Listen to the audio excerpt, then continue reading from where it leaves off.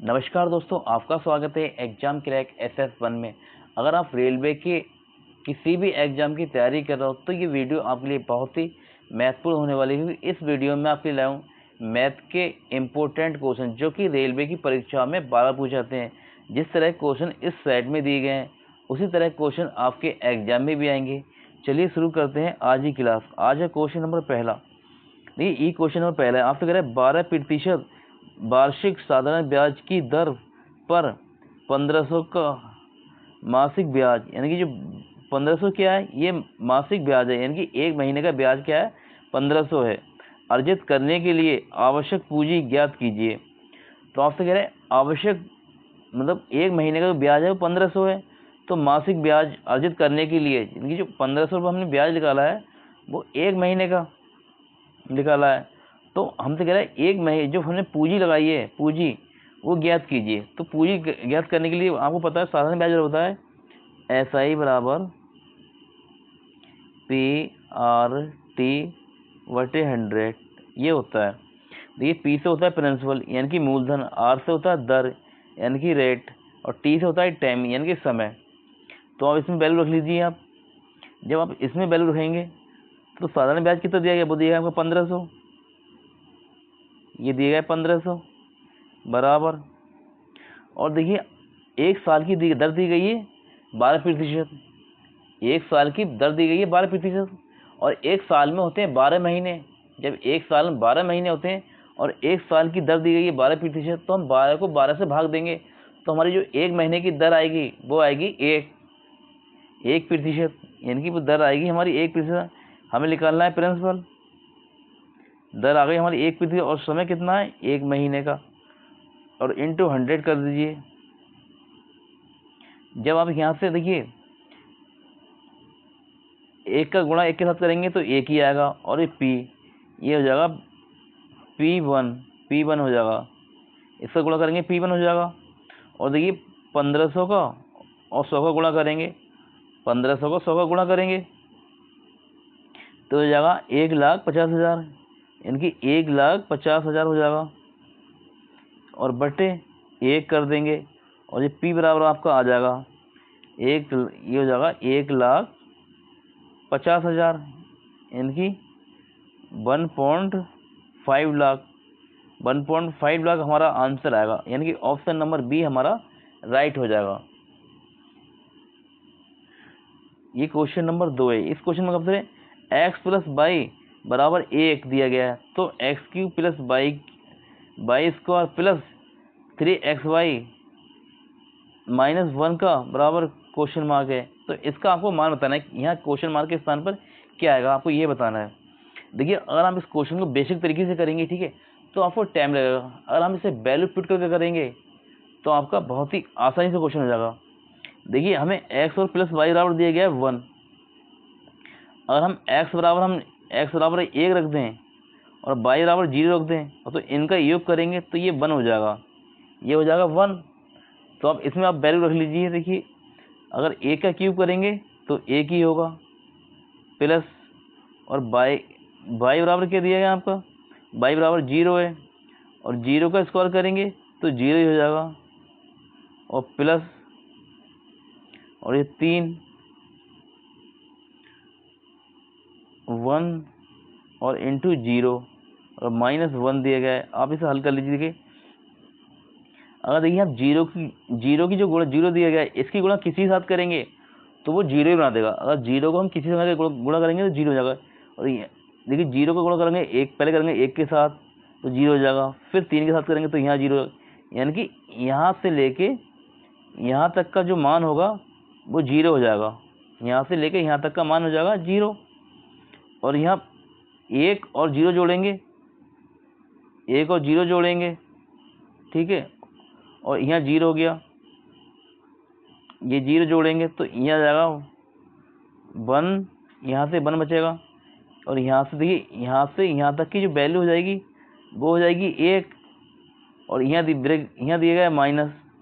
अब तो यहाँ से माइनस से 1 करेंगे, माइनस में से 1 जाएगा तो आपका आएगा 0। ये आपका आंसर हो जाएगा, यानी कि ऑप्शन नंबर ए आपका आंसर हो जाएगा। क्वेश्चन नंबर 3, इस क्वेश्चन में कह रहे हैं 5 पुरुष किसी दीवार को 12 दिन में बना लेते हैं तो मूल दीवार से 50% अधिक दीवार 10 दिन में बनाने के लिए कितने पुरुषों की आवश्यकता होगी। आपसे कह रहा है कि 10 दिन में बनाने के लिए मतलब 50% अधिक की तरह से, पहले मान लिया आपकी दीवार 100 बन रही थी, अब बनना है 150 बनना है, यानी कि 50% अधिक बनना है। तो आपसे कह रहे हैं कितने पुरुषों की आवश्यकता होगी। देखिए आपने एक क्वेश्चन सूत्र पढ़ा होगा, M1 D1 बटे W1 बराबर M2 D2 बटे W2। देखिए M1 होता है मैन यानी कि आदमी, और D1 होता है डे, और W1 होता है वर्क यानी काम। तो आप वैल्यू रख लीजिए अपनी। जब वैल्यू रखेंगे तो M1 कितना दिया गया आपका, 5 पुरुष दिए गए हैं, 5 इंटू दिन कितने दिए गए हैं 12, और समय काम कितना है, काम है हमारा 1, फिर इसे आगे लिख दिए। फिर आगे कह रहा है हमसे मतलब आदमी पूछ रहा है, एक मिनट जगह कम पड़ी। देखिए M1 कितना दिया गया हमारा 5, और दिन कितने दिए गए हैं 12, और कार्य कितना है हमारा 1 है आगे, और हमसे पूछ रहा है कितने पुरुषों की आवश्यकता है, यानी कि हमसे M2 पूछ रहा है, M2, और यहाँ दिन कितने दिए गए हैं 10, यहाँ दिन दिए गए हैं 10, और कार्य कितना करना है 50% से अधिक करना है। देखिए 50% की वैल्यू होती है 1/2, 50% की वैल्यू होती है 1/2।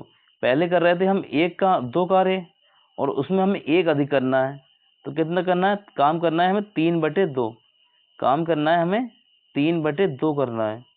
जब ये ऊपर वाला 1 जुड़ जाएगा 2 में, तो देखिए 3 नीचे हो जाएगा और 2 पहुंच जाएगा इसके ऊपर, क्योंकि 2 आपका यहाँ आता, 2 यहाँ आता, तो ये वाला 2 हमने यहाँ आपका 2 पहुंचा दिया। ठीक है, इस तरह से ये हो गया।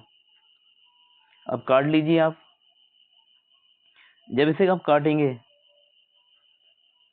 तो देखिए 2 से ये 12 जाएगा 6 बार में, 6 बार में, और इसका गुणा करेंगे आप, 5 का 6 गुणा करेंगे तो ये हो जाएगा 30, ये 30 हो जाएगा, और 0 से आपका 0 कट जाएगा, और ये 3 और इन 3 का गुणा हो जाएगा, तो आपका M2 बराबर आ जाएगा, M2 बराबर आ जाएगा 3 3 9 हो जाएगा।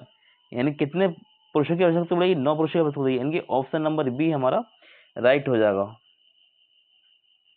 अगला क्वेश्चन आपसे कह रहा है 2 संख्याओं का अंतर 18 है, यदि उनके वर्गों का अंतर 360 हो तो उनमें से बड़ी संख्या ज्ञात कीजिए। तो आपसे कह रहा है उनमें से बड़ी संख्या ज्ञात कीजिए।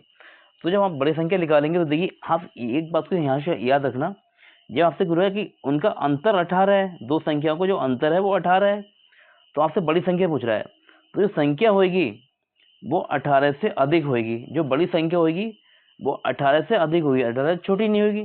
तो आपका 18 आंसर नहीं होगा, 15 आंसर नहीं होगा, और 16 आंसर नहीं होगा, आपको डायरेक्ट आंसर हो जाएगा ऑप्शन नंबर सी 19। अब कुछ लोगों की समझ में नहीं आएगा 19 कैसे हो गया। देखिए आपसे जो क्वेश्चन कह रहा है कि 2 संख्याओं का अंतर 18 है, तो आपसे बोल रहा है उनमें से बड़ी संख्या ज्ञात की। जब आपसे बड़ी संख्या पूछ रहा है तो संख्या 18 से तो बड़ी होगी। अब मान ला हमने माना बड़ी संख्या हमारी 19 है, ठीक है, हमारा आंसर जो आया 19 आया, हमने माना बड़ी संख्या 19 है, तो छोटी संख्या कितनी होगी, 1 होगी। अब इनका अंतर करें तो इनका अंतर आ जाएगा 18, इनका अंतर आ जाएगा 18। अब देखिए अगर इनका स्क्वायर कर दें, 19 का स्क्वायर होता है 361, 19 का स्क्वायर होता है 361, और 1 का स्क्वायर होता है 1। अब इनका अंतर भी करेंगे तो ये जाएगा 360, ये जाएगा 360, बिल्कुल 360 दिया, क्योंकि आपसे कह रहे हैं उनके वर्गों का अंतर 360 है, तो उनमें से बड़ी संख्या कौन सी होगी, 19 होगी, क्योंकि ऑप्शन नंबर सी हमारा आंसर आ गया। देखिए अगर आप अपना थोड़ा सा दिमाग लाएंगे तो आपको बिना हल करे क्वेश्चन का आंसर भी निकल सकता है, बस आपको ऑप्शन के साथ खेलना आना चाहिए। चलते हैं हम अगले क्वेश्चन पर। इस क्वेश्चन में आपसे कह रहा है एक्स और वाई की वर्तमान आयु का अनुपात 3:4 है। 5 साल पहले इनकी आयु का अनुपात 5:7 था। तो वाई की वर्तमान आयु क्या है? आपसे पूछ रहा है कि वाई की वर्तमान आयु क्या होगी। तो कर लीजिए, बहुत आसान क्वेश्चन है और हम आसान तरीके से कर लेंगे। देखिए, ये है एक्स और ये वाई है। इनकी जो वर्तमान आयु का अनुपात कितना है? 3:4 है। इनकी वर्तमान आयु का अनुपात है 3:4 है वर्तमान आयु का। आगे क्वेश्चन का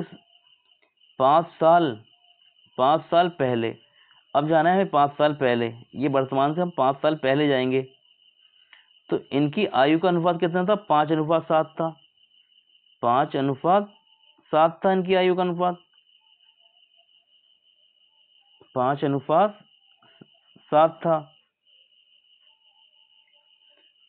5:7 था। अब क्वेश्चन को आप हल कर लीजिए।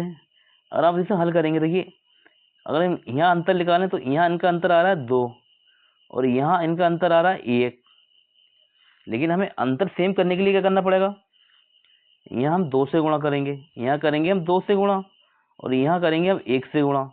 जब हम यहाँ ऊपर 1 से गुणा करेंगे तो वो रह जाएगा 5:7 और नीचे हम 2 से गुणा करेंगे तो ये जाएगा 3 दूनी 6 और 6 और 4 दूनी 8। अब अंतर लेंगे, देखिए यहाँ भी अंतर 2 आ रहा है और यहाँ भी अंतर 2 आ रहा है। देखिए 7 से 8 हुआ तो अंतर 1 आया और 5 से 6 हुआ तो अंतर 1 आया। यहाँ से यहाँ तक का अंतर 1 आया, यानी कि यहाँ से यहाँ तक का अंतर 1 आ रहा है। लेकिन क्वेश्चन कह रहा है अंतर 1 नहीं आ रहा है, अंतर आ रहा है 5 साल का, यानी कि 5 साल का। तो ये इसका कितना गुना होगा? 1 का ये 5 कितना गुना होगा? तो ये 1 का होगा 5 गुना, 1 का होगा 5 गुना। तो आपसे कह रहा है वाई की वर्तमान आयु क्या है। अब आपसे पूछा वाई की वर्तमान आयु। देखिए वाई का वर्तमान अनुपात क्या है। अब पहले था 4 वाई का वर्तमान अनुपात, सॉरी हाँ वर्तमान अनुपात पहले 4 था, अब हो गया 8। तो अगर 8 को आप 5 से गुणा कर देंगे, 8 को 5 से गुणा कर देंगे तो 40 आपका आंसर आ जाएगा। 8 पंजे होता है 40, 8 पंजे होता है 40, यानी कि वाई की जो वर्तमान आयु होगी वो क्या होगी? 40, यानी कि ऑप्शन नंबर डी आपका राइट आंसर हो जाएगा। और देखिए ये है छठा क्वेश्चन, बहुत ही आसान क्वेश्चन है, ये आपके लिए होमवर्क है।